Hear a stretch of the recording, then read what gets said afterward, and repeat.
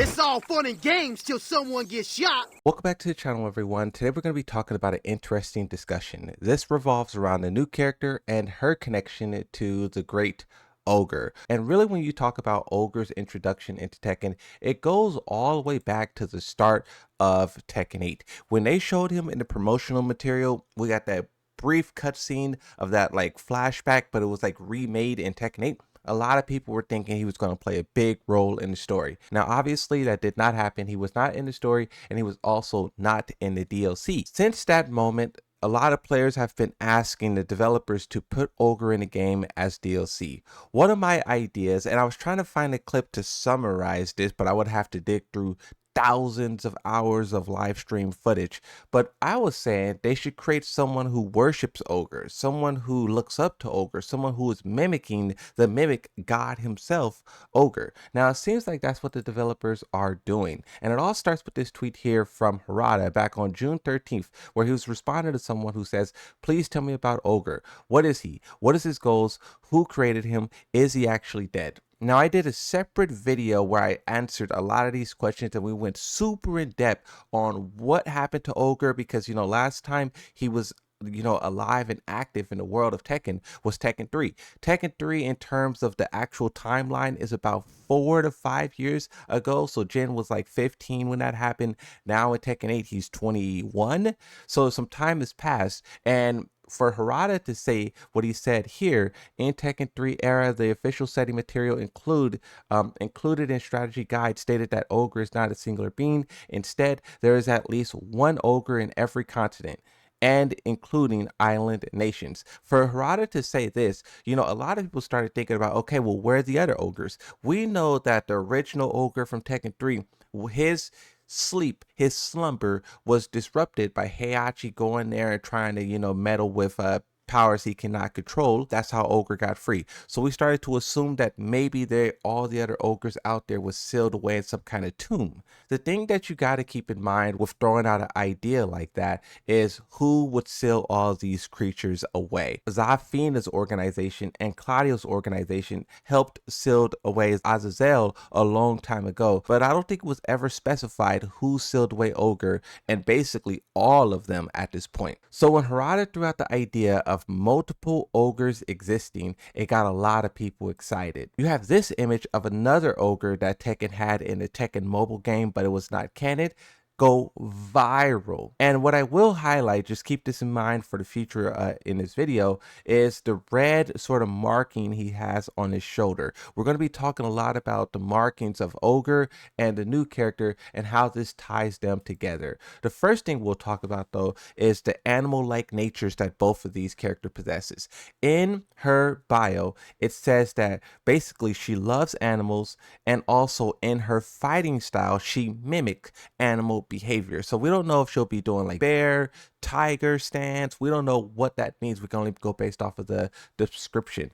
And when you talk about what Ogre did, how he mimicked animals, one, in Ogre's design alone, this guy looked like all sorts of animals. He had the arm of a snake. He had like giant, bat demon wings. He had horns. He's basically like a minotaur, but on steroids. The animal natures was so prevalent in Ogre, but most notably True Ogre. In Tekken Tag Tournament 2, on the continue screen, it depicts the more animalistic behaviors that he possesses. It roars and it turns his back on the viewer and seemingly devours the player's character as sounds of tearing flesh can be heard. Now I'll go ahead and play that continue screen so you guys can see exactly what this is referring to and how Ogre possesses these, even though he's smart. In true ogre form, he's very smart. He can speak multiple different languages, but when he turns into true ogre, that's when the animal side comes out. Listen to this. Continue.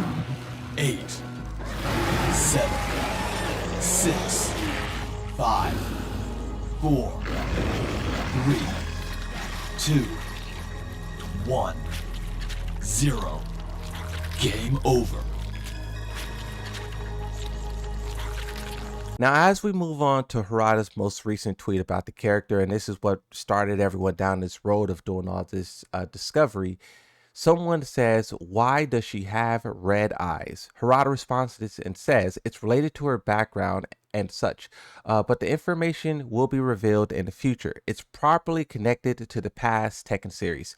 What else in the past Tekken series has red eyes? Well, one, you got to talk about the Great Ogre. His eyes is red and it's never been explained. But two, something that I want to highlight is Mokujin. Mokujin has the exact same red in the eyes as Ogre. And also Mokujin has some strange connection to Ogre. Whenever Ogre awakens, Mokujin awakens as well and immediately starts to hunt him down. So when you see the new character having these red eyes as well, and Harada says it's connected, everyone can only draw connections. But then when you look at what else people discovered, those connections become much more solid. So on her bracelets, if you pause the trailer at the right time, you can see this sort of like squiggly line with two dots in the middle. Remember when I told you to keep in mind this red symbol on Ogre's shoulder? This is when this thing is going to come into play. But then also you have this emblem here of his true Ogre form. Now this one isn't exactly a squiggly, but you can see that it has the circular shapes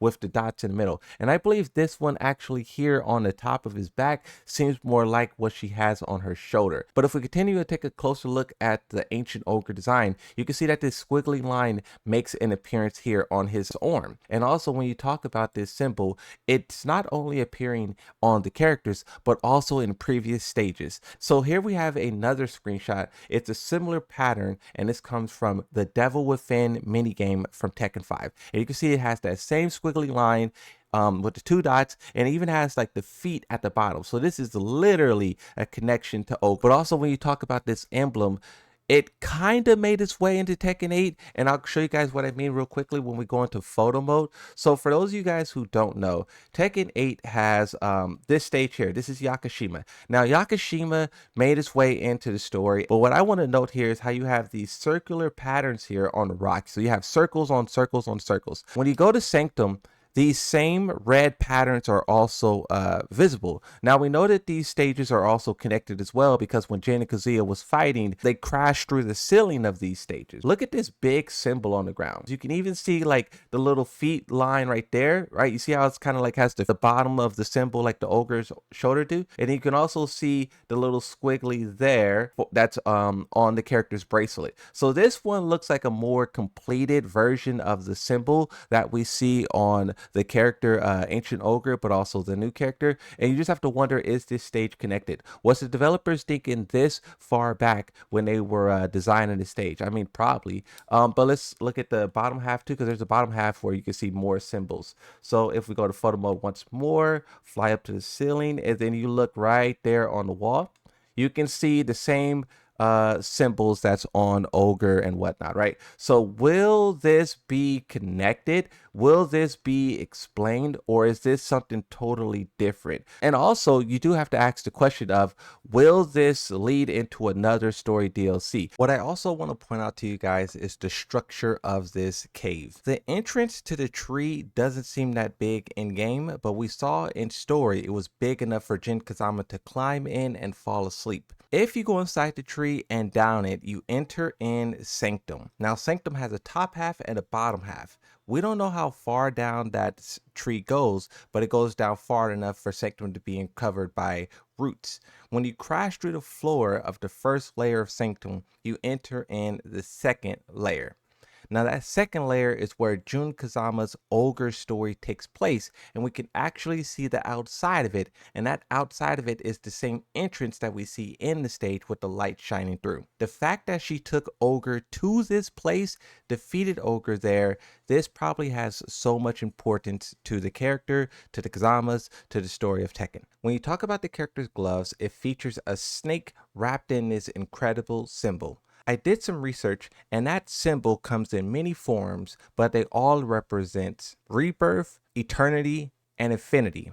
And the most popular symbol of all of them is one where the snake is biting its own tail. And that symbol looks very close to the main symbol that is on her bracelets and also Ogre's body and the walls. Also note, In this stage of hers, you see this huge staircase, but at the beginning of the staircase on both sides, you can see these snake-like sculptures, and you can see like just like a lot of like serpent type of statues kind of all over the place. So it seems like the snake is a very important part of the character and also whatever this temple is. And also, keep in mind the fact that this is a temple, we assume that all of the other ogres were locked into some kind of temple. Is this another temple where one of the ogres were laid and this character like discovered the power or the energies to be? We'll talk about that in just a second. But first off, just notice the snake. In Tekken Tag Tournament 1, he was depicted as having one big snake. In Tekken Tag Tournament 2, this was more pronounced, where you had, instead of one big snake, you had all of these snakes that looped together. And note, the eyes are red. And also, I'm not a snake expert, but I would assume this looks like the same type of snake that is also depicted on the statues. It looks like exactly like the same type of snake, right? Another thing that's very important to show you guys is when you look at the character's foot, you see this giant like bracelet metal amulet at the bottom. Note the design of it, because when we compare it to the character Ancient Ogre, you can see he has the exact same thing, more or less. So I've been researching this video and working on this video for about 6 hours, and I think I finally figured it out. I know how she's connected to Ogre. The eyes, the armor, it all makes sense now. In Tekken Mobile, this game's not canon by the way, but it depicted Ogre's return, or to see if it can be another Ogre. I don't think that part was ever clear. This is what he said to Kazuya and Nina. Mortals, you have proven your strength. Submit to my will, and I will increase your power 1,000-fold. This is probably the same offer that was made to the new character, but where Kazuya and Nina chose to deny and try to fight Ogre, she probably accepted. It would also explain why right outside the temple, which we think to be Ogre's temple, there is a village of people, of families. That's her home. It would make sense why they live in unison, why she's decked out in the armor, why her eyes match the same color as Ogre. It's because she basically signed a deal with the god, the ancient, the ogre,